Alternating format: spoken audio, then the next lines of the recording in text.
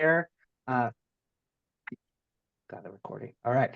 We have Shelby back with the group. So maybe I'll kick it to her on the BCPC side and do a quick round.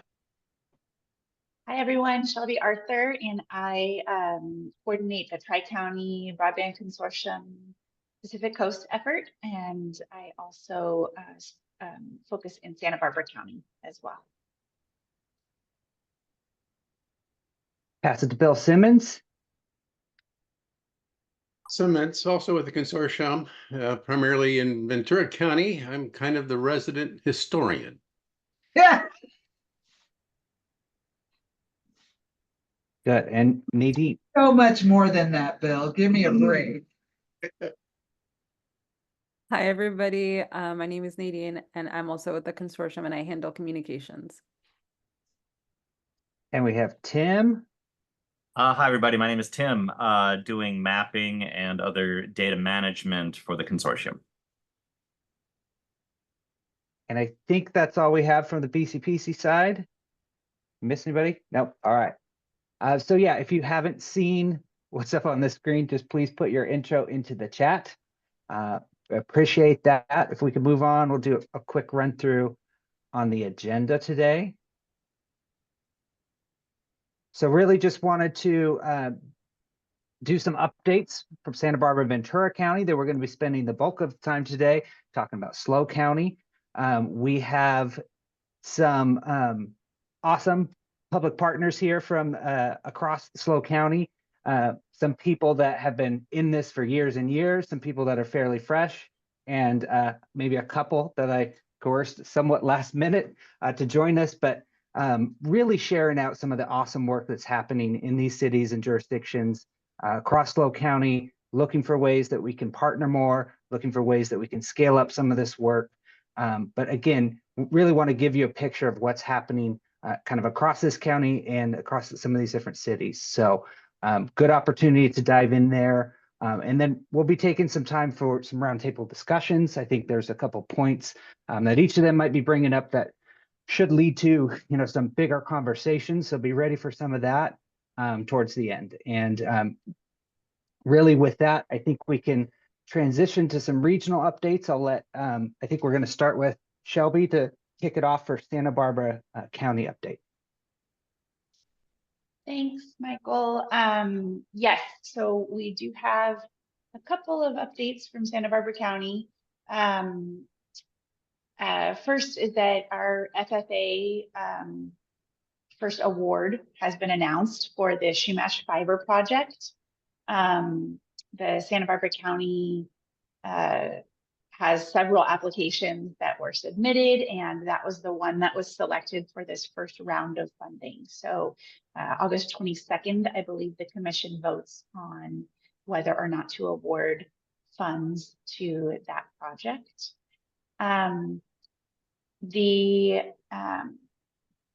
We also in Santa Barbara County are tracking changes to the statewide middle mile.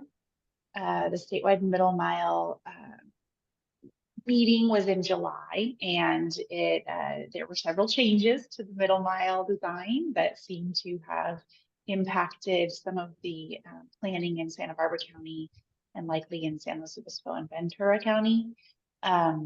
BCPC, just so everyone's aware, will be meeting with the middle mile team later this month to get some specifics that were not shared on the middle mile meeting in July, so that we can kind of share out with the interested parties what their what might have changed in your planning as well. I also wanted to just invite Bill, do you want to share any updates from Ventura County regarding the FFA or the middle mile? I just add to what you said, Shelby. I think, Shelby, you originated the letter to CPC. Maybe it was Malika, but we asked for clarification on how do you define a first round? And so each of the counties have been designated a certain portion. And in the case of Santa Barbara County, there is the Chumash win or award tapped into the portion, but that which hasn't been tapped into, and it's quite significant, is going to be available for the second round. And so what's happening is, of the 58 counties in the state of California, each county is going to get some award of what has already been apportioned. We will get something. And so in terms of the first round, Santa Barbara County is done. It's gotten what it's gotten for this first round. The second round is coming, I believe it's after the first of the year. And then, you know, the other applicants will be encouraged. There's going to be, you know, modifications and changes. So it all starts over again, I guess, in terms of the second round for the money that's remaining. Ventura County has not received its award yet. And so we're still waiting and to see how that shakes out. And I believe San Luis Obispo is in the same position as well. So I just wanted to kind of describe the context. It was new information for me in the last couple of weeks to figure this out. And so we're hoping that in the next week or two, we continue to, 22 counties have been awarded of the 58 so far for this first round. So we're about 40% through the announcements overall. Did I describe that right, Shelby? I think I got the You details there. did. You nailed it. I think you nailed it. One thing that I will add is that we confirmed that the second round of applications will be open to anyone who has a project to apply. It's not just going to roll over round one applicants. We are still trying to gather information about whether you have to start over with your application or if you can re-upload or modify applications within the FFA portal. We don't know any of that information yet, but we are hoping to get clarity around it. And we also don't have a timeline for round two for those in Santa Barbara County that are eager to know what's the status of their projects. We don't know yet, but San Luis Obispo County and Ventura County, we're eagerly awaiting for announcements around their applications. A bit more about Ventura County. We continue. August has been a quiet month in terms of activities. A lot of people on vacation, but we're continuing to work on the broadband strategy for the Ventura Council of Governments. And community profiles are what we're hoping to be able to get done in the next couple of weeks in terms of draft form. We ought to have the draft strategy done right about the end of September. And as we get into the fall, our goal is to have the complete strategy finalized by the end of the calendar year. But, you know, we do have continuing work that will be going on in the creation of a JPA just identification. It is a task. In fact, contrary to what I just said, it's looking like VCOG is uniquely positioned to serve as a JPA.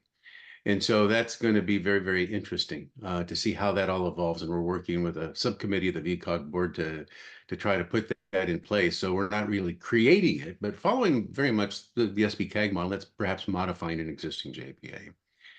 And Julie, I see your hands up. Hey, Bill. Yeah, I'm sharing my screen with the new CTO, Enoch, from Ventura County Office of Education, as I'll be retiring in September, but I have a couple questions if I may. Sure. So in working with a couple small school districts down the 126 corridor, we just completed a circuit that's actually off the 150 that took 2 years to bring in. And we have another circuit that we're trying to bring in on the 126. And it was my understanding that the 126 was getting built out, but it's not feeling like that based on the conversations we're having with our colleagues at the unmentioned name of the telco. So I'm wondering do we anticipate those kinds of issues getting easier to deal with? So that's maybe a rhetorical question. My other question has to do with the fact that is the new impending tax on the internet usage worrisome to anybody on this call? And or is it worrisome that the FCC ruling just came down that the tax on our telephone bills is unconstitutional? Thereby schools and libraries will not be able to leverage FCC E-rate if that happens. So there's other area. I know this has nothing to do with what we're talking about today, except that it does for schools and libraries. So as I exit stage left or right or center, I'm not sure which direction I'm leaving. I think we need to be thoughtful and mindful about programs like that that actually matter.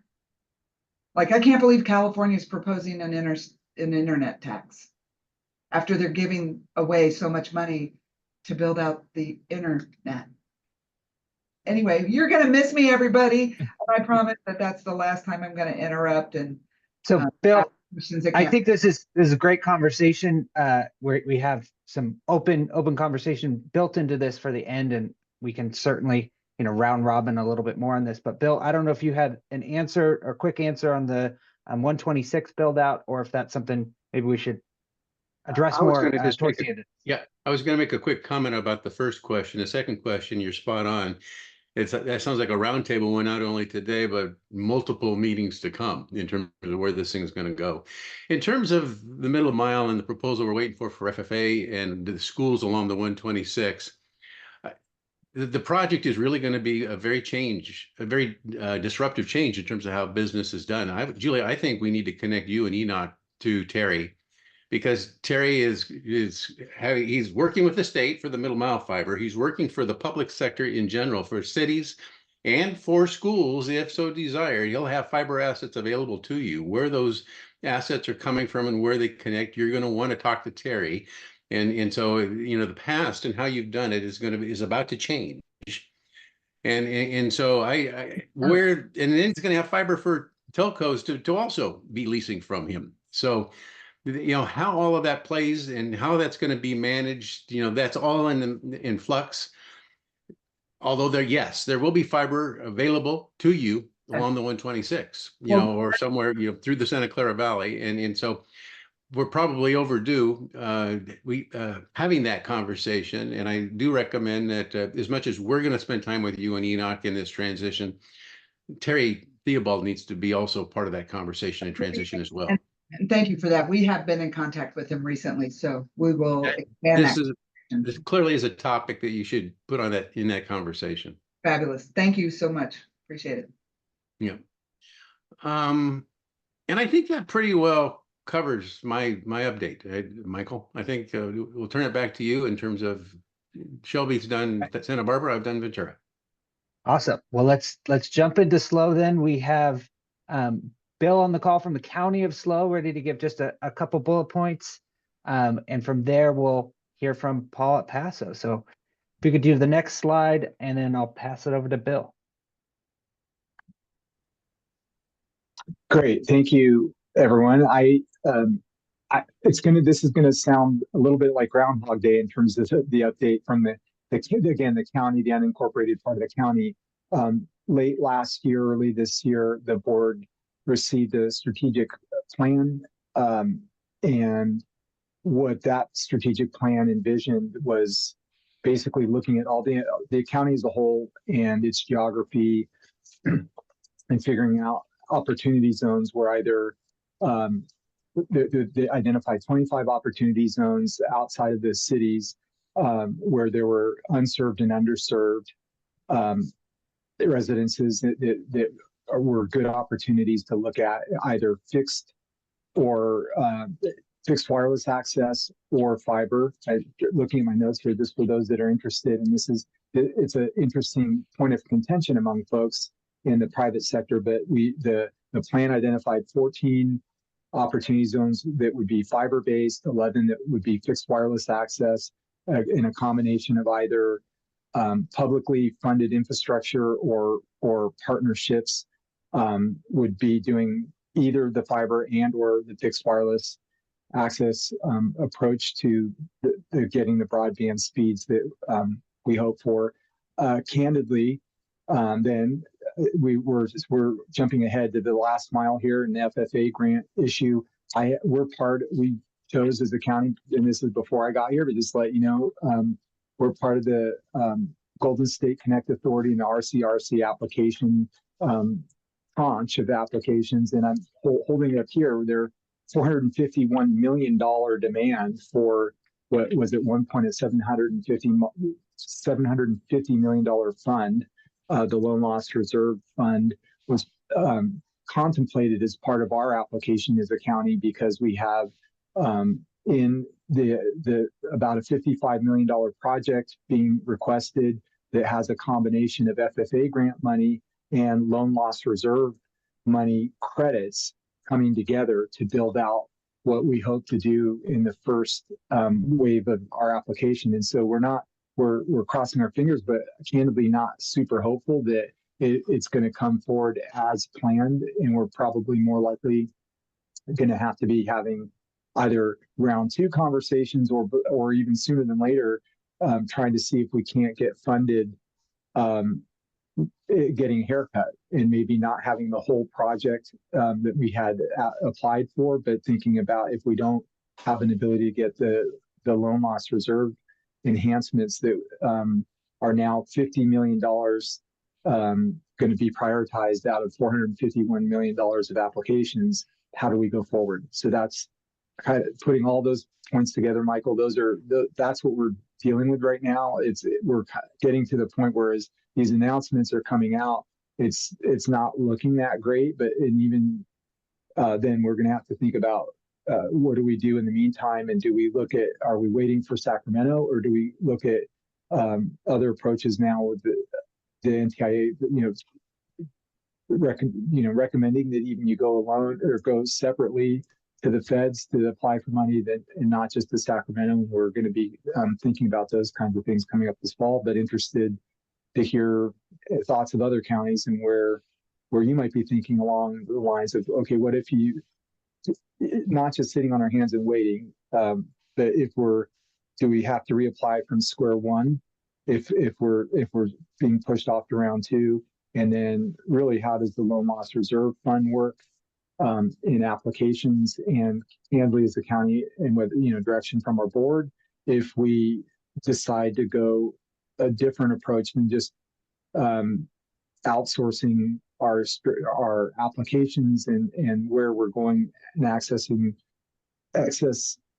other excess funds that we don't have out of the general fund to promote broadband and connectivity, because we're already in a budget challenging situation, and we don't have the funds to do it on our own with our general fund.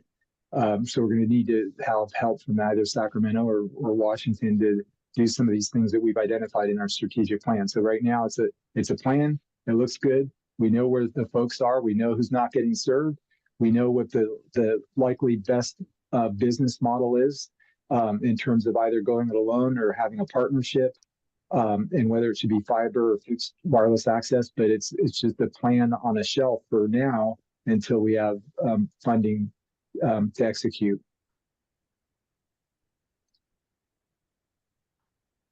Bill, I appreciate that transparency, really just clear of where the county's at. And I think you hit the nail on the head. This is a good topic to kind of unpack a little bit more as a group. Remind us maybe the date, I think, was September 12th for the next loan loss reserve hearing. Is that right? I think that's right. Yeah. Okay, so it might be a September meeting as well, discussion, but I think a good amount is hinged on how that funding comes out. So yes, definitely. And I honestly, as a member, and so for some of you, you haven't gone. I don't think any of the other counties have gone the Golden State approach, right? So we're Santa Barbara did. Santa Barbara County is working with Golden State Connect Authority. Okay, so let me look on the list here. Yes, you have. So, so to put everybody knows in perspective, essentially we're competing against Santa Barbara County from the standpoint of staff at CPUC, right? And it's a single pot of money. It's $50 million. It used to be $750. There are $451 million of applications, and Santa Barbara County's application requested $12 million, and SLO County's was $28 million. So I'm just being very candid that the challenge that we're going to have with RCRC and the Golden State Connect Authority is if we don't have access to the loan loss reserve fund, how do we right size the project, or even can we, if we were to get the FFA grant money and keep rolling forward, or is that issue fatal or the issue of ACP not being around, which we in many of the Golden State partner counties that submitted applications talked about ACP being our affordability approach, and ISPs have challenged that already, and they're saying, wait a minute, this isn't a legit application because you don't have a mandatory affordability component now that ACP is defunct. So I'm just, those are things that we're wrestling with and frustrated about, candidly, and whether it's just as I say, just sit on our hands and outsource all the advocacy on our behalf through Golden State and just wait to see what they do. But it's a challenge because there's a shrinking pie, and we're all in this together. This is an example of where, a lot of public entities are working collaboratively on the one hand, but we amongst ourselves and with other private sector applicants are competing for the same pots of money. So Shelby, I don't know if you had another comment, or we might table some more of this discussion for later. I think if you're good with that. Oh, go Well, ahead. I think in the spirit of getting through, of hearing from all of the SLO County updates, let's table the conversation. But I do hope we have time to come back around, because Bill Circle brings back. up there are actually two different pots of money that we're referring to here. And I want to make sure we all are clear around what Golden State Connect Authority is doing, how each county has its own pot of money, but then also is dependent on this shared loan loss reserve program pot of money as well. So let's come back around. Okay. Well, on the topic of you bringing down some federal dollars, the city of Paso was able to, lock in some EDA funds and really, get the ball rolling on their strategic plan. So I want to pass that to Paul Sloan at the city of Paso to give us an update on that. Hi, everyone. My name is Paul Sloan, and I'm the Economic Development Manager for the City of Paso Robles. And if we can go to the next slide. That's us right there. So if you can all see it, if you're not familiar with the project, we call it the Paso Fiber Connect. And the scope of the project is to extend the fiber optic network through the city's downtown core and to 5 commercial industrial centers in the eastern and southern portions of the city. On the right-hand side is a map which highlights the different areas. And of course, like many of us here on the Central Coast, the city with the infrastructure we have, where it's divided by a river and a couple of freeways and a train track, it's always fun figuring out the logistics of these kinds of things. For the project, we have a $3.5 million budget, of which $2.8 million is an EDA grant and a $700,000 local match. And at this point, I absolutely need to underscore that this project would not exist if it were not for the support and assistance of REACH. When we were applying for this, we hit a hard stop with the EDA because they said we need to have a CEDS, Comprehensive Economic Development Strategy. The city didn't have one. There wasn't a county one we could umbrella under. And so it was literally a do not pass go moment with the EDA. And thankfully, REACH stepped in and wrote a letter on behalf of the city of Paso and said that they would take the responsibility of making sure a CEDS was done, which they have now done, which I think you're all aware of, which is great. And maybe when I finish, Michael, you can say a word or two about that and what that literally means for all the communities here on the Central Coast. Super awesome job. So on the status, over the last 5 or 6 years, whenever the city was doing street repairs and tearing roads up and things, they were putting conduits in, not with any fiber, just empty conduit, under the eventuality that someday there would be funding to pull fiber, and that someday is now. So as you see under the project status, we've started the project at this phase. The contractor has completed proofing, checking basically all the conduit that's been installed by the city previously, and that's all completed now, a total of 6 segments. And the contractor is continuing to install now new conduits in another 15 segments. And then there you can see the completion rates. They're just slowly working through all the different segments and completing the installation. Once all of the conduits are in, then they will begin pulling the fiber through the whole network. And that is, I was speaking with our capital works engineer, and that's projected to be completed sometime in the first quarter of 2026. At that time, the city will be rolling out an RFP. They've been researching various structures for public-private arrangements. They're very interested in working with an ISP or multiple ISPs to manage this as the fourth utility, as they call it. So we're looking forward to having that installed in the first part of next year. And the objective when it's all in will be to have 13.4 linear miles of fiber that will serve approximately 2,500 businesses and over 10,000 jobs. So we keep moving forward. If you have any questions, I'll put a link in the chat to a landing page on the city website, which has all the details about the project. We update as new things come in. But other than that, Mike, unless you wanted to say a word about the SEDS, that's my report. Paul, did you mean early 2025 or early 2026? Sorry, I'm so ahead of the curve. Yeah, 2025. Yeah. All right. You kind of gave me a heart attack there. I wanted to know if anybody's listening. No, I just did an interview with, I don't know if maybe you heard it on KCBX about our spaceport project, and that's 2026. Okay. So I got to keep all these future dates. Sorry, first quarter. Thanks, Jeff. First quarter of 2025. Yes. So anyway, our grandchildren will enjoy this when it's finished. Thanks. Moving fast though. I appreciate that update, Paul. And, really, like I had said, kind of captured that that funding at the right time to really make good use of it and deploy it somewhat quickly, in a fairly quick turnaround. Maybe some just quick background on SEDS. That is an overarching EDA strategy. So, the Economic Development Agency, the federal government, really requires these strategies for regions, and they're looking more and more at areas that are bigger than a single county. So this is our first 2 county SEDS that has ever been developed. A lot of input from, I'd say, several people in this room and on this call.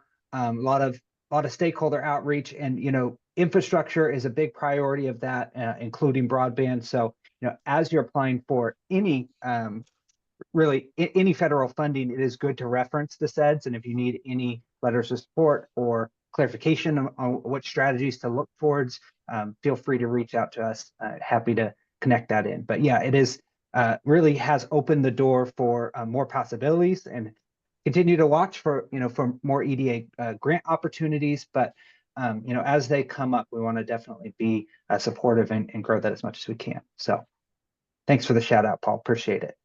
And with that, I think we can transition to the city of Grover Beach next. We have Megan Martin here, really going to give us some background of how Grover got to where they are, and a little bit of look forward and where they're going.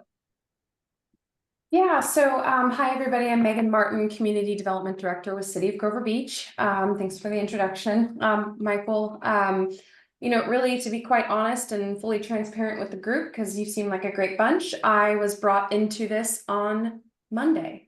So I am very excited to be here, and it's been fun diving into all of the different documents that we have, because as I'm sure you're all aware, we're a small city, we have big ambitions and a long history with transoceanic telecommunications cables dating all the way back to 2000. So we partnered with Pacific Crossing to construct trans-Pacific fiber cable from Shima, Japan to Grover Beach. It terminates at a secure facility on Huber Street, which is just over in our industrial zone. In 2008, we adopted an economic development strategy, and we had a series of goals, but one of them being to build on our local assets. And more importantly, that was to promote the benefits of Grover Beach's broadband system and identify opportunities from the presence of the Pacific Crossing fiber cable. So what does this mean? Ultimately, how do we connect more businesses? How do we connect more homes to create a boost in our local economy from what the opportunities of broadband could be? And then in 2010, the City of Grover Beach adopted its technology master plan. The vision of this document, which I thought was fascinating, was that by 2030, so I only have a couple more years to go, but the City of Grover successfully deployed a municipal fiber network that extends throughout the city. Successful implementation, as I just mentioned, on our economic development strategy, is that we're a city that's a place with a vibrant local economy to do business, and it's enhanced the quality of life for our community overall. If you could go to the next slide. So just a majority of our residential and commercial properties are now connected to high-speed fiber, making Grover Beach one of the very first, I believe it's known as gigabit cities on the Central Coast. So this is just a quick geographic illustration for you to show kind of what's connected along the Central Coast. And the next slide. Also just wanted to report out, I recently attended an international connectivity coalition.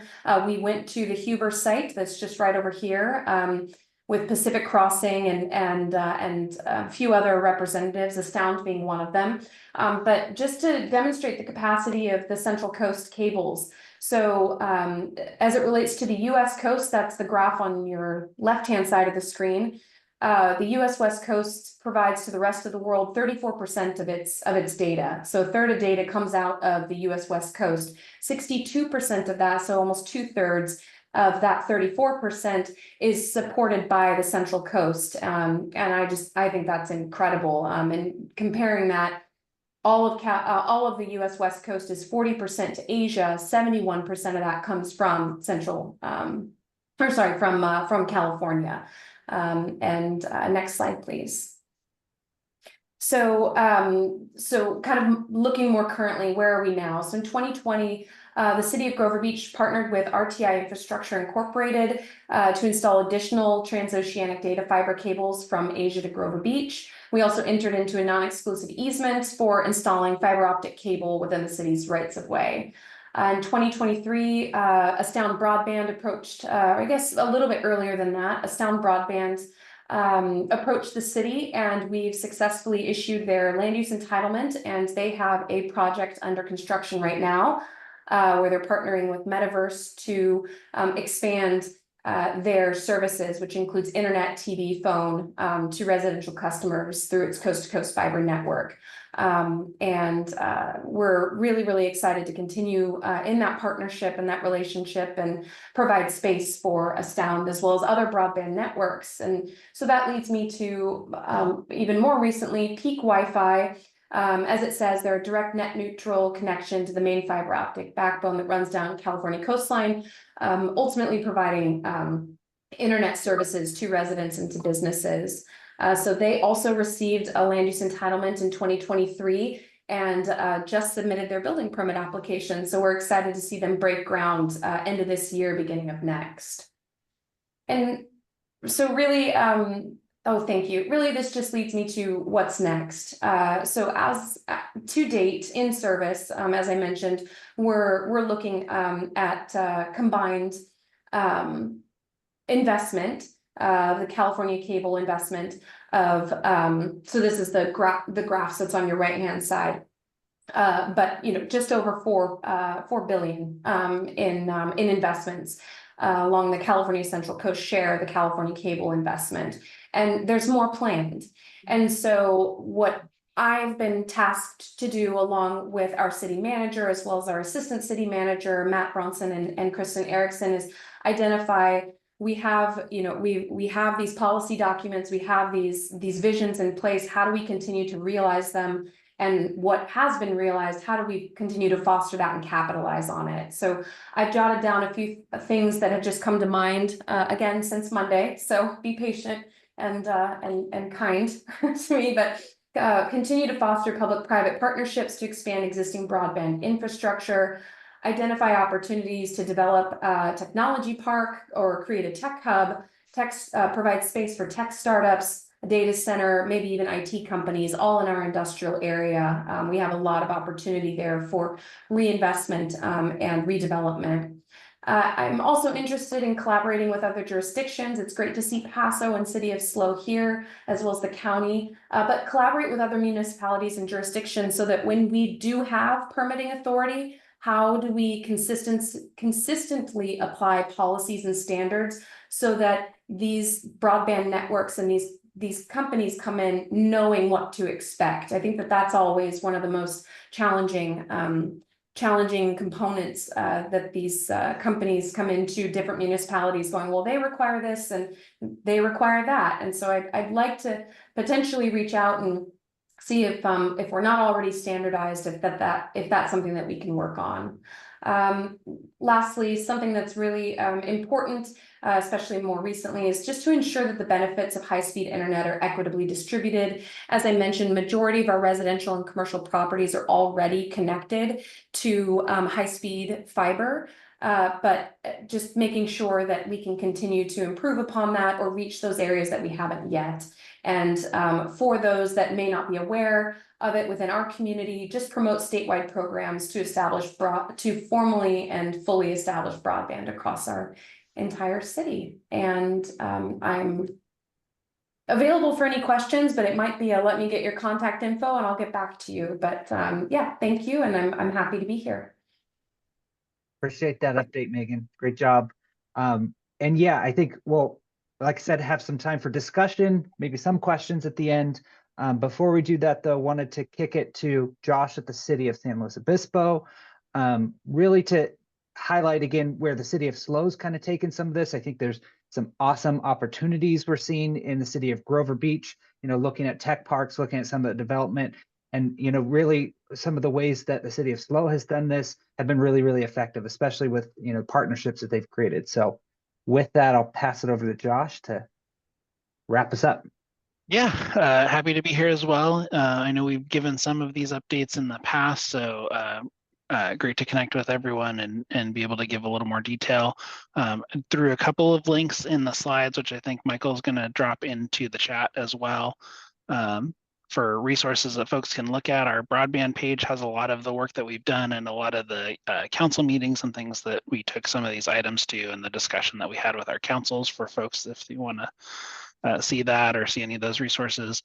And then it dropped a link because it hasn't made it to our broadband page yet to the council meeting where we got our public-private partnership agreement adopted. And so that has a lot of the discussion with the council there as well as our staff reports and some of the research that went into that. The other big thing that we've just recently kicked off this last month was our design and engineering, and we're doing that for the entirety of our broadband plan. So if you take a look at our broadband plan, what you'll see is that we have called out specific sections. There's an FFA grant section that we're focusing on first because that addresses the majority of unserved or underserved folks that were identified in our city. But we have a kind of a larger plan that encompasses more of the city, allows us to expand additional broadband options out to the rest of the city. And it also does some cool things for our city in terms of connecting utility sites, parks, and things that are also then used as jumping off points for residential broadband expansion. And so we took some of the ARPA money that the city received and dedicated it to broadband work, and that's what funded our some of our broadband plan alongside LATA. It's funded our design and engineering work that we're doing now. It's funded some very small projects that were kind of the first pieces of implementing that plan. And so we're excited to use that to build out the entirety of the design and engineering. And the hope there is that then we have shovel-ready projects for when other grant opportunities come up, so that when grant opportunities come, we can go to those granting agencies and say, we don't have to do any more planning. We're ready to go. You give us some money, we're going to put shovels in the ground right away and get things deployed. So that's the hope there. I think one of the big things that Michael wanted us to discuss with the group, and I think what we've been effective in doing is building a public-private partnership agreement. I think we're one of the first in some of the consortium to actually get one of those pulled through. I know there's a number in the works. What we did there is when we looked at the city of San Luis Obispo, there are various broadband options available to a lot of the city. And so we did identify unserved and underserved areas that our FFA grant's going to target, but there's a big chunk of the city that has broadband options. And what we were seeing and what we're hearing from our residents is that affordability was the issue for them. It wasn't that they couldn't get internet if they wanted it, but they couldn't afford to get it if they wanted it. And so in doing research with Magellan, who's now in trust, that helped us do our broadband plan for the city, we wanted to tackle that affordability piece. And the best way we identified to do that was to use a public-private partnership to bring in a third option for an ISP in the city for residents to take advantage of. And what we've seen in other cities that have done similar work is that that third option then brings in additional competition, and that helps to lower prices across the board for residents of the city, whether it be with the new provider or existing incumbent providers that then have competition. I think a couple of things that we went ahead, it's public now, so we went ahead and did that private partnership with Astound. Astound has been a great partner, as you've seen, across the Central Coast with the work they've done in Grover Beach, the work they're doing in Paso, right? And so we're happy to have been able to take a partner that will claim them as started in San Luis Obispo. And continue to work with them. We've worked with them for a long time on various projects. Prior to broadband becoming what it has become, Astound was the only provider that took us up on the city's offer to start doing partnerships and use city conduit to expand out to residents of the city. And so we offered that back in the early 2010s, I think, to different providers in the city, and Astound took us up on it. It's been a great partnership. So we are continuing that with them. I think to Astound's credit, I do want to note, Astound, when they did their agreement with us, they didn't ask for an exclusive agreement. They purposely asked us to do a non-exclusive agreement, which we were happy to do. It means that we're open to other providers coming in and doing the same sorts of partnership deals with us to use city conduits and city resources to expand broadband, because at the end of the day, Astound has been a partner that has been interested in bettering the community, and where they can do that and still be able to run a sustainable business, that's great for them, but they're interested in our community being more connected in general. And so, I wanted to highlight that I think to their credit, they haven't asked for any sort of exclusivity. It's been non-exclusive agreements. And then I think the other big piece of that is that they are continuing through, they partnered with us on our FFA grant. And so Astound is putting up some of the match money that the city didn't have available should we be awarded the grant. And again, just another great piece of the partnership that we've put together there that will help us. Paul in Paso was talking about, we're in a budget constrained environment. I think Bill was talking about in the county. The city of SLO is in the same boat.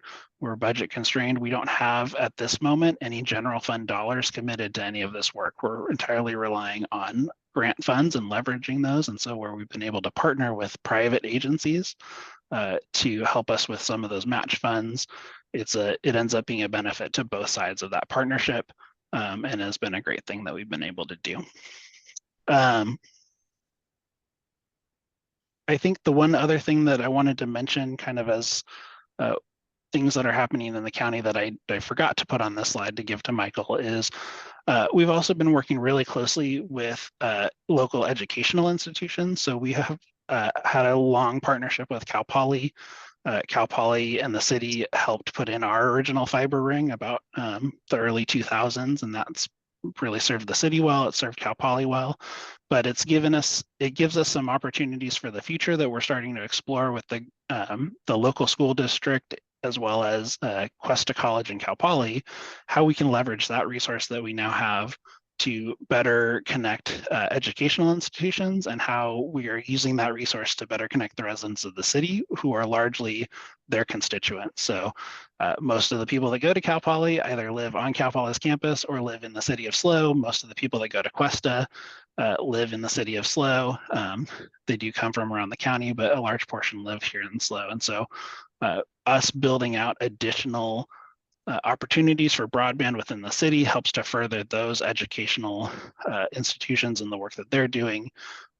We are looking closely at San Luis Coastal because many of their residents are our residents by nature of them being in the school district, and the issues that they had during the pandemic and with remote learning and all of that were the residents in our city. And so we're looking at ways that we can better partner with those educational institutions as well, alongside the county and the county fiber that we have, and where our assets kind of intermingle and how we can leverage those assets to make sure that we're building out to the county wherever those assets kind of intersect.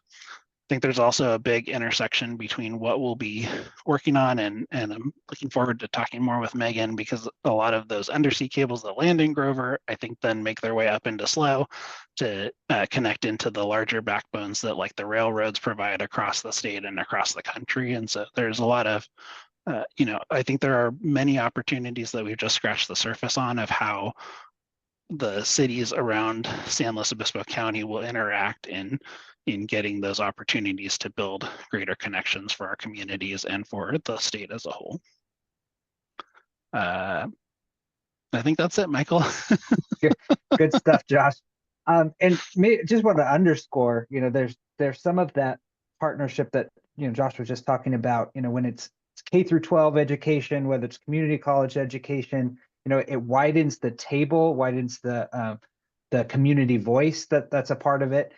Because you're bringing in education, you're also bringing in the business community, and then where Cal Poly has really played such a crucial role is not just connecting students and their facilities, but really pushing for that broader lens of innovation. So you're looking at making our area and our region more attractive for top tier talent to stay here and innovate here. And a big piece of that is being connected. And I think, just want to commend both the city for jumping on board that, and Cal Poly, who's not on the call, but, for being very forward thinking in, seeing that vision and seeing that necessity for this type of infrastructure. So, yes, appreciate sharing that partnership, but, it is really crucial, and, just managing all those stakeholders can be a big challenge a lot of times, but so necessary and again, so impactful. So appreciate that.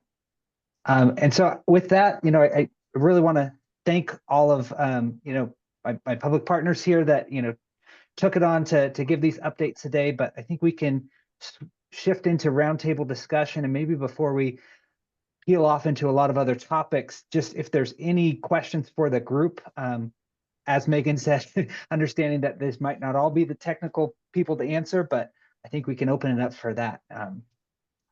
Questions for SLO County.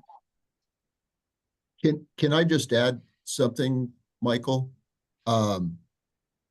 This week we just landed a new Pacific cable in Grover, and we're in the process of building a new landing station down there that'll have a capacity ultimately to handle 6 cables. So, and Grover Beach is now connected up to San Luis Obispo with 2 separate underground routes, from Grover up to SLO. So, in addition to finishing the final touches on the fiber to the home build out, that's some additional capacity that lots of advantages to having, especially that diverse underground route between Grover and SLO.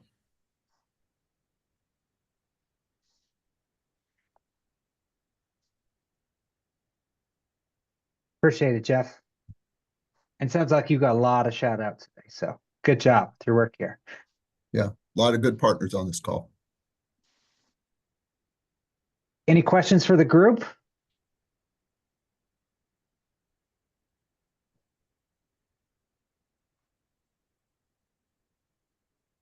Right.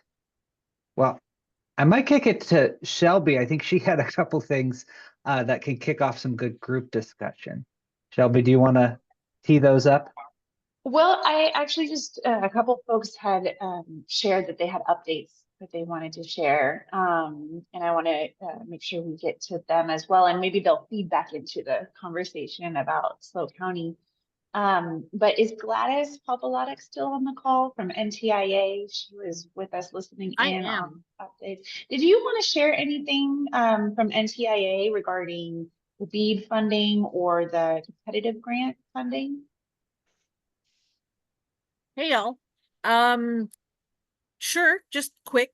The BEAD funds that everyone probably already knows on this call, and I appreciate all this updates that really helps us kind of keep track of things, but at least have a situational awareness of things around the state. But in terms of BEAD, the challenge process just closed. I think y'all are probably on that listserv if I were to guess. And so So there is that. They will, or they, CPUC will be reviewing those and then getting additional information out as soon as possible. They seem to be very good at keeping everyone on the list are very aware. And then on my side of the coin, I do primarily the digital equity programs for NTIA for California, and work closely with CDT, who's administering the digital equity planning dollars and now has applied for the capacity grant dollars, and is waiting a decision from NTIA on that application. And then Shelby has what's the latest and greatest, and that is a packet of information on the competitive grant program. That will be a national tranche of money, right under $1 billion nationally, that NTIA will be administering. And that's similar to the capacity dollars. The capacity dollars or grants are going to be implementing the Digital Equity Act that CDT authored in the spring. The competitive grant dollars and funding are for national competition around the country to fund digital equity and inclusion types of work. And so you all are primarily focused on the infrastructure side of it, but when you get that infrastructure, what does it look like to get communities, particularly those who are offline currently, on technology, and also how do you sustain that with affordability in terms of subscriptions, devices, training, technical assistance. And so those are the kind of digital navigators type of efforts and partnerships that the competitive grant really is looking to fund. Two things about the competitive grant is one, big partnerships are encouraged.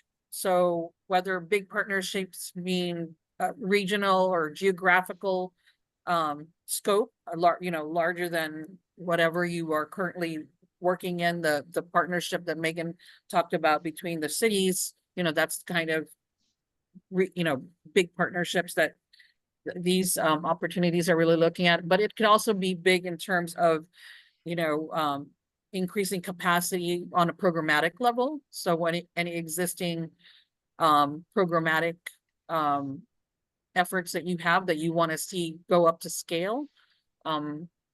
So there's that, and the funding ranges from $5 to $12 million. So that's another indicator that we're looking for bigger programs. Innovation is another emphasis that the competitive grants are looking for, and that can look at a lot of different ways.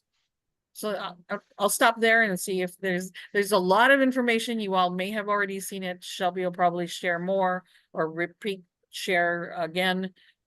This grant came out, the NOFO came out 3 weeks ago. It will be due on September 23rd. The portal is open now for folks to kind of look at it and tinker with it if you're kind of ready to roll. And happy to answer any questions. Thanks, Gladys. And Tim Tierney, who's part of our team, has been tracking BEAD challenges to determine if there were any that came out from our region. Tim, did you want to give any updates on that? And then we can move over to Jennifer at Cox. Yeah, before I give my update though, I want to direct a question to Gladys. Gladys, does this program that you're describing have a snappy name the way that BEAD has a nice snappy name? It doesn't. It doesn't, Tim. No, I guess we're less snappy than the infrastructure folks, but no, there's not another acronym for our acronym alphabet soup. But okay, so then if somebody like me perhaps wanted to Google this and find it, Sure. What's a Google term to find it by? So the first one that I mentioned is the capacity grant program, and the second one that I mentioned is the competitive grant program. Capacity grant and competitive grant. And right, all with digital equity in front of them. So it's the NTIA's digital equity program overall, and the two programs underneath that, or two of the programs underneath that, are the capacity grants and the competitive grants. Okay, thank you. Okay, and now for my own update, which is that for the BEAD program, I signed up representing a broadband consortium through an account on the BEAD Challenge portal. And in this portal, we have a means to look at, let me go straight to it. Dashboard consumer challenges. Here we are. So they provide us with the dashboard, and one of the things on the dashboard we can see is consumer challenges, because consumers cannot directly challenge. A consumer can submit challenge information, then somebody else, a registered qualified challenger, would need to pick that up and then submit it through. And in the dashboard, it allows me to view consumer challenges that are in here, and there's none. So it would appear, unless I'm misreading something, that there have been no BEAD consumer challenges in our area. Thank you, Tim. Jennifer? Hi there. Sorry, I'm driving, or would be on camera today, but Jennifer Buller, Director of Government Affairs with Cox, and I just wanted to say thank you for the update on the NTI competitive grant. And I saw your email, Shelby, this morning, so I know you already got me a little bit of information, but as many of you might know, ISPs such as ourselves are not eligible applicants, but just wanted to put out there that we love to be engaged. In the folks among this group in the region are looking at a regional collaboration or application. Just would be happy to how we might be able to be involved. So I was just curious if anyone had kind of looked at that yet. So thanks. Do we have anyone on the call that wanted to respond? Looking at the competitive grant, a regional or otherwise application?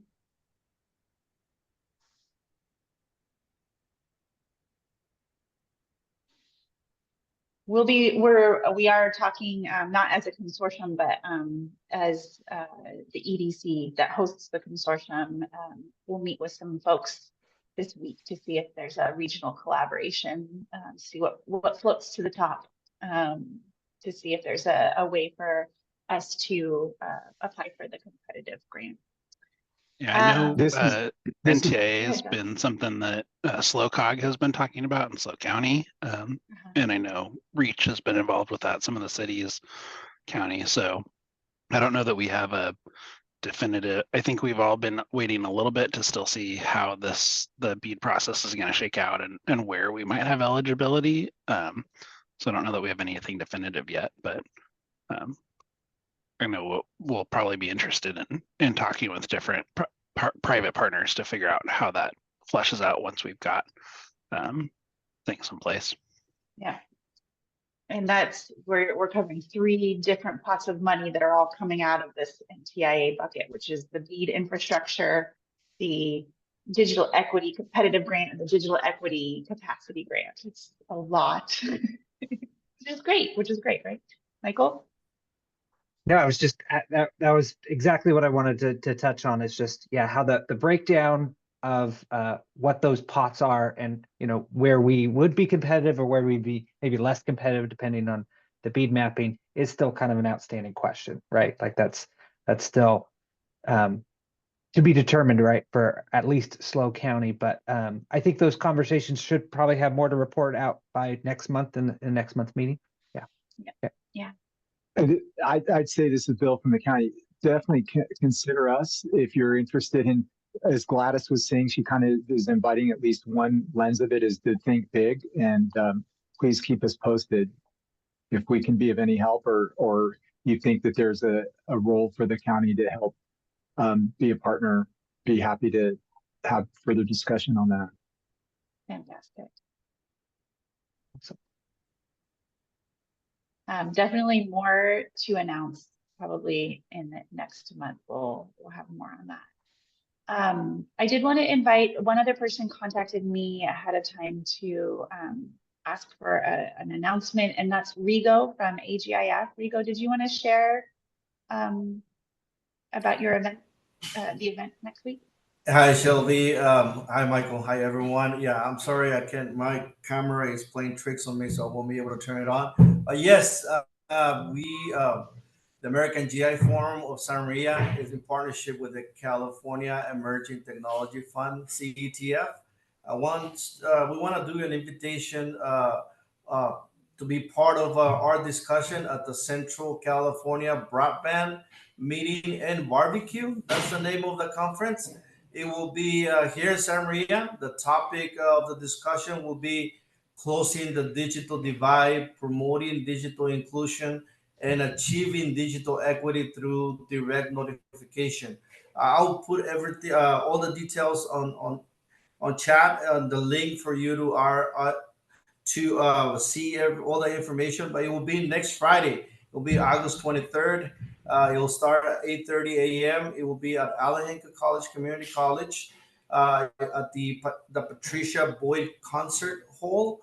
And we want to invite everyone. If you have time and you would like to join our conference, we would really like to have you there and listen to everything you have to say about everything what's going on right now. I'm just excited about all the updates that I'm hearing right now about the projects that are going on in our area. And it's just that the American GI Forum, we have worked really hard into providing in collaboration with CETF, logically, providing services for our community, specifically the underserved communities, and it's just really good to hear for all of these updates. So this is this is the first time we're doing this collaboration, and this is the first time we're doing a conference in Santa Maria, Shelby. So we are just excited to invite everyone that wants to join us next Friday. Thank you, Rigo. And you know, this conference is an example of bridging the conversation between infrastructure, which we just heard a lot about, building out and making accessible infrastructure for all of our communities and bringing it out to our rural neighborhoods and our neighborhoods that haven't been targeted already with private industry builds or with municipal planning. We're bringing the infrastructure out there, but once it's there, are there subscribers? Can people afford to subscribe? Do they know how it would improve their lives to have digital access? How can we reach those folks and make sure that they are aware of the benefits of being connected and that they know how to use it? So this is a great opportunity if you're interested in learning more about that connection between the infrastructure and the adoption and digital literacy. This is a great opportunity to participate in that conversation. And those were the updates that I wanted to just elevate. But I wanted to, invite anyone else to join the roundtable to bring up your questions, any challenges or barriers that you're confronting, or if you have more thoughts on the conversation from earlier this meeting.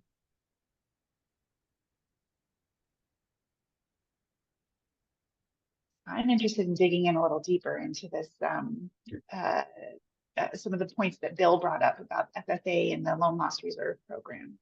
If anyone has thoughts on that.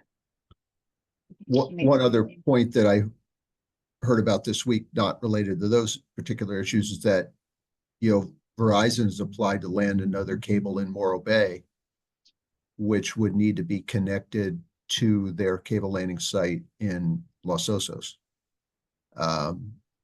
Just more activity, would fit into a lot of the existing infrastructure we already have. That's a great update too. That's good to know. Shelby, if you don't mind me coming back to the loan loss reserve fund,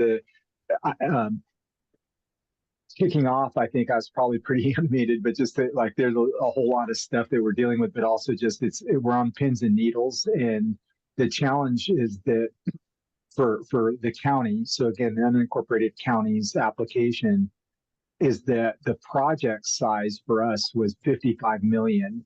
And the expectation was to get grant money for a good chunk of it, right? But also the loan loss reserve fund and then the the credit enhancements was going to be a significant part of that. And one thing we've just kind of been sitting and waiting.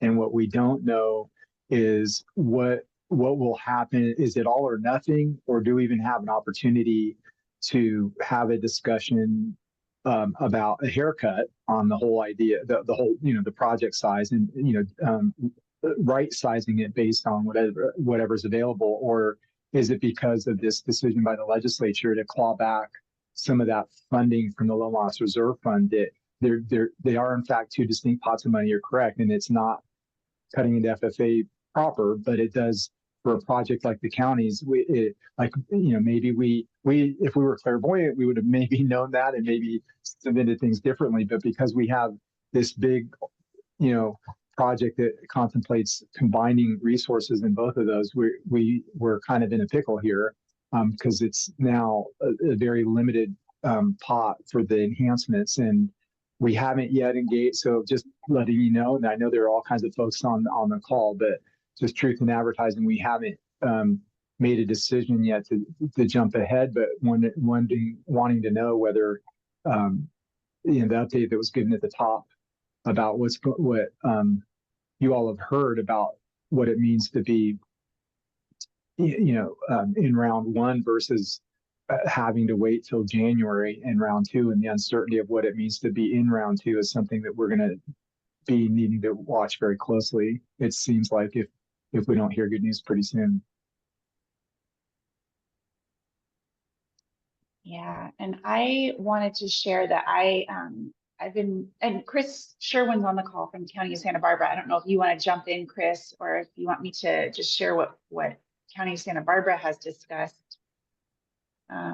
Yeah, feel free to just share, Shelby. Okay.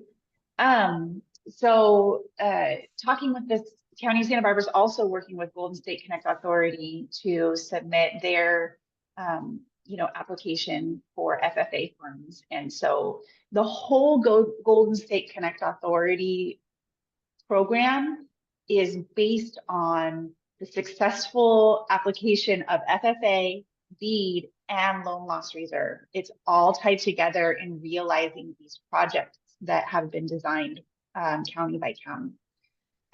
They've been awarded funds in some counties. So they were awarded in the previous round.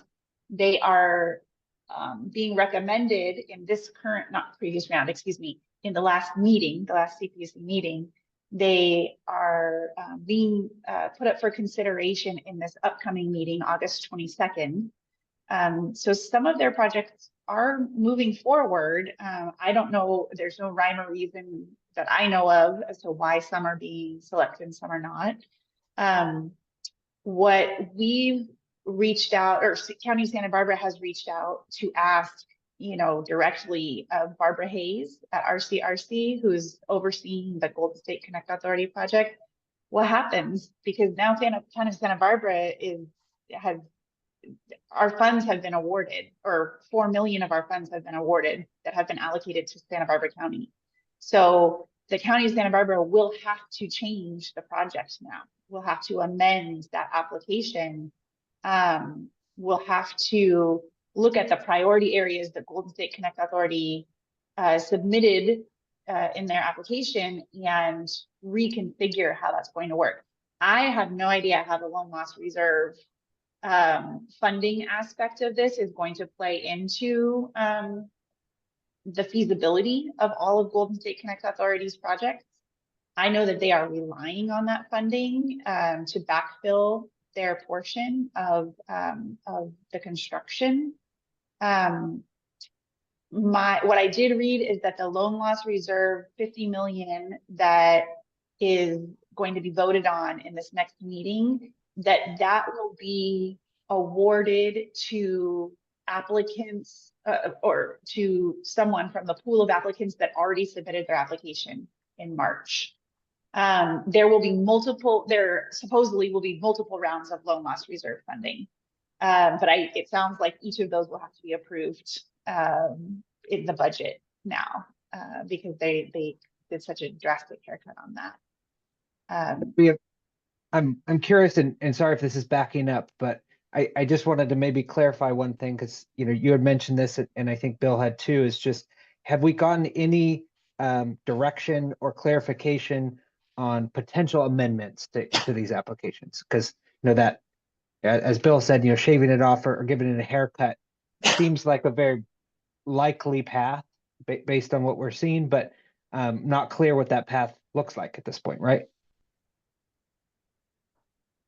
And maybe if there's anyone on the call that has experience on any of that, that would be helpful. Yeah, that would be helpful if anybody has, or contact us, Shelby and me, if you know of anything. We'd certainly be interested. I'm sure we did ask the question to Golden State Connect, to Barbara Hayes, early on, just wondering, like, hypothetically, let's say back when the governor did the May revision, and we got news that the legislative analyst's recommendation for a haircut on the fund, they ended up going way farther actually than the legislative analysts even recommended, shrinking it down to 50. And we asked about in this, and kind of that was right when CPC staff were asking a lot of the Golden State counties for, there was some iteration of feedback and going back and forth with Barbara's team and the CPUC staff. So they were just advising at that point not to start giving, like, negotiating backwards against ourselves until we hear what's what. But it seems like as things are unfolding and we're on the cusp of a decision being made on the 50 million, that we're again wanting to kind of be prepared to move in whichever direction, and not find ourselves out of a whole cycle if it is something that we have to right size and then reapply or do something.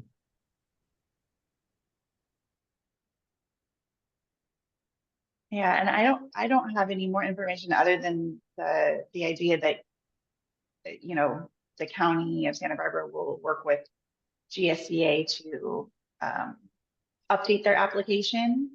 I imagine that might be the case, but we don't know what's going to happen in San Luis Obispo County yet. It could be that the awards come through and there's some decisions made that we haven't heard about yet. Go ahead, Bill. Listening to this conversation it kind of inspires me, because it's the same kind of conversation is happening in all three counties. And the way you've leveraged different pots of money and different agencies from different sources is maybe an Achilles heel, or maybe it's an opportunity. It's hard to know. What I do know is it's got to be localized.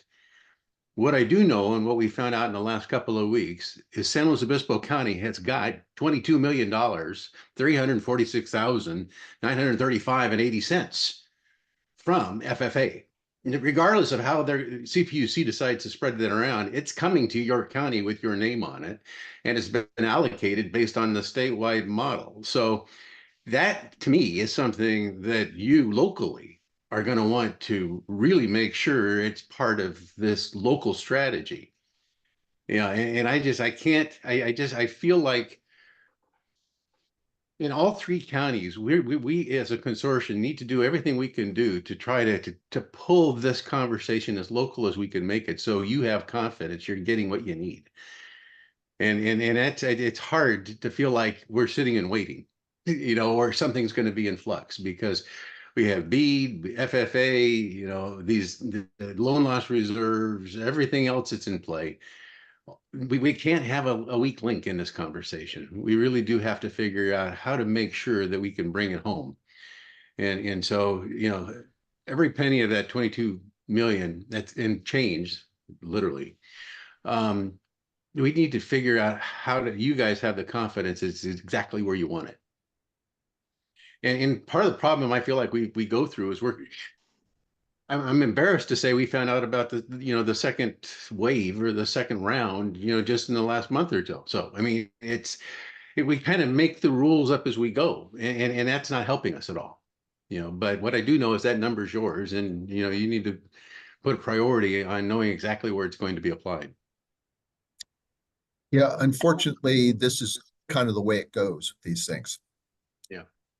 You know, makes my head explode. Yeah, I would also say, Bill, the County of SLO's strategic plan is your plan, right? Like you could share those Mhm. priority areas with private partners and say, look, these are our priorities. Do you want to design a way to go after these? Do you want to support Absolutely. us? Can Yeah. we partner on this? Yes, ideally, we want to utilize these once in a generation funds to supplement the costs, to cover some of the costs. But you know, that those are going to remain your priorities. I know in the county of Santa Barbara, you know, wrote letters of support to competing applications for FFA just because it's more important to get it done than to necessarily say we're the ones that are in charge of it, of the money.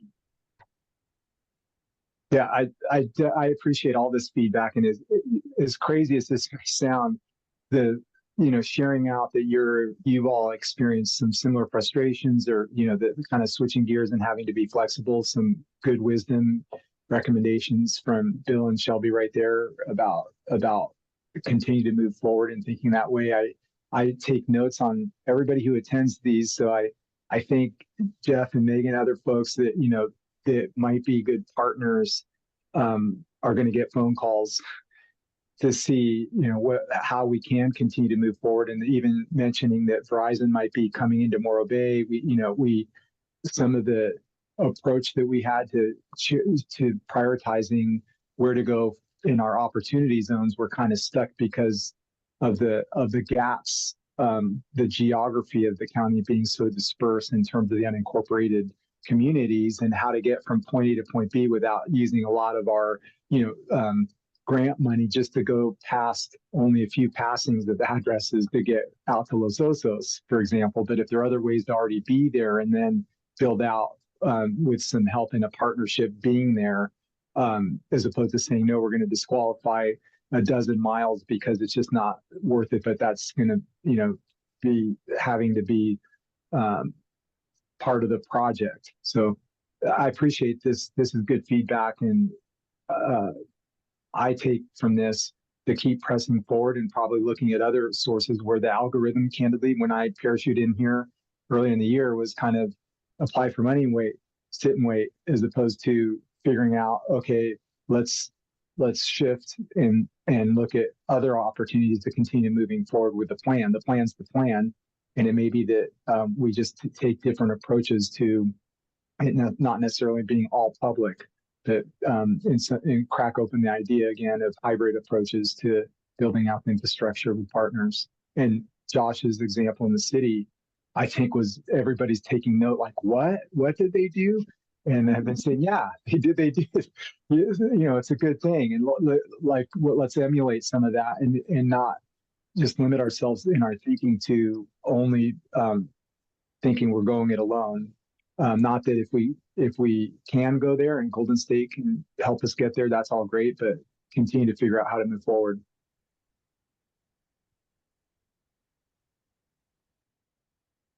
One other thing that I was reminded of that I forgot to mention when we were giving our update earlier, that I think is a key for people looking at P3 agreements.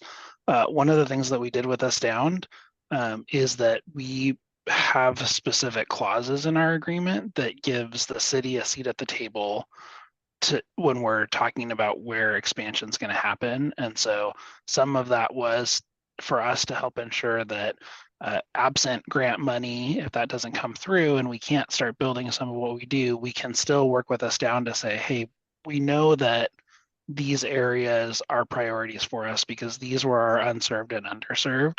And so again, to their credit, they agreed to that, which is uncommon in discussing with our partners at Entrust that helped us kind of put together that contract. It's an uncommon clause, but I think it's going to be super helpful for us to demonstrate to the community, yeah, we're not, this wasn't just a way to give another business more opportunity to make money off of you. This was a partnership that's designed to actually support the folks in our community that need access to broadband the most, and gives some oversight of that process that lets us be involved. So for folks that are potentially looking at P3 agreements, that language is in our agreement. It's public. If you want to borrow some of that, feel free. But I think that was a super important piece of our agreement that we did.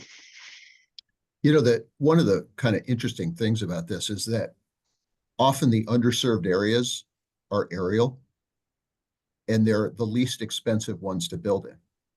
Now, that's not always the case, but it is often the case. I would find that kind of interesting. You know, we, absent any other stimuli, we often build to the underserved areas because it's 1/5 the cost. And people still want to buy internet. Great point.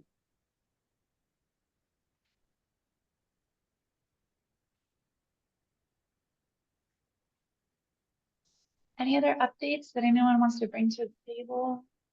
Questions? There's been some really great models shared today.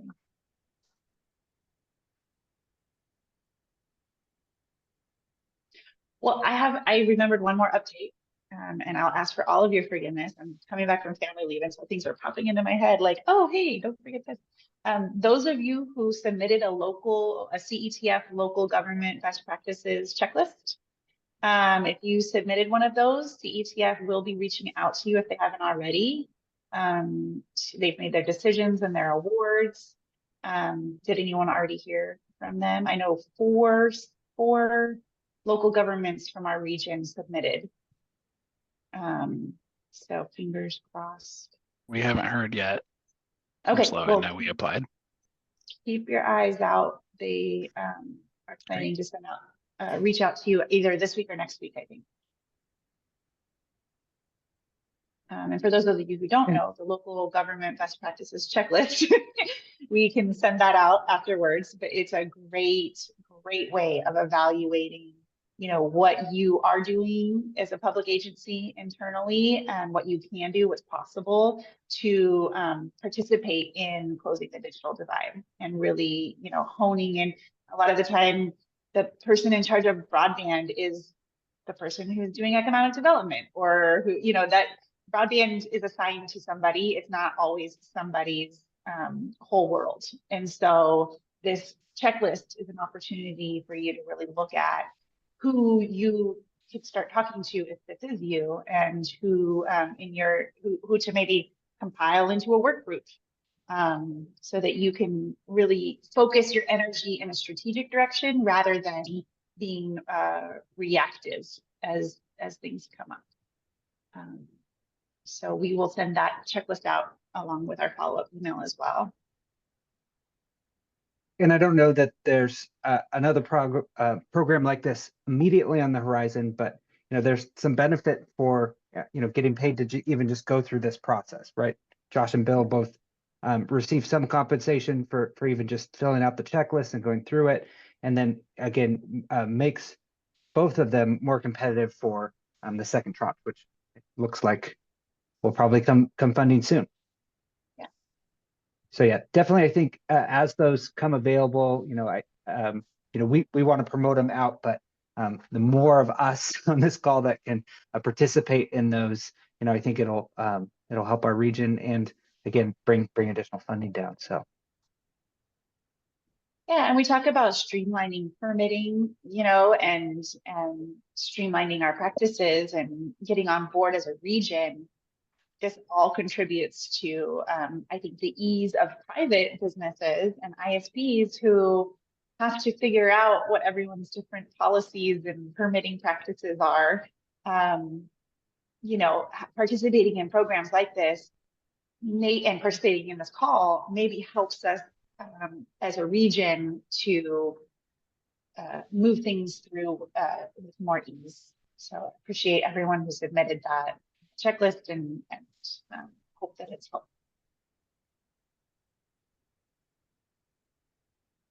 Okay.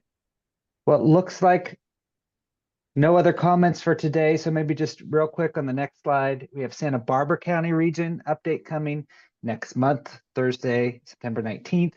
Also, I think we mentioned a couple other things that are still swirling that hopefully we'll have more discussion for early next month, including some of this loan loss reserve. So stay tuned and hope we get to see you all, and appreciate you all taking the time to listen and contribute today.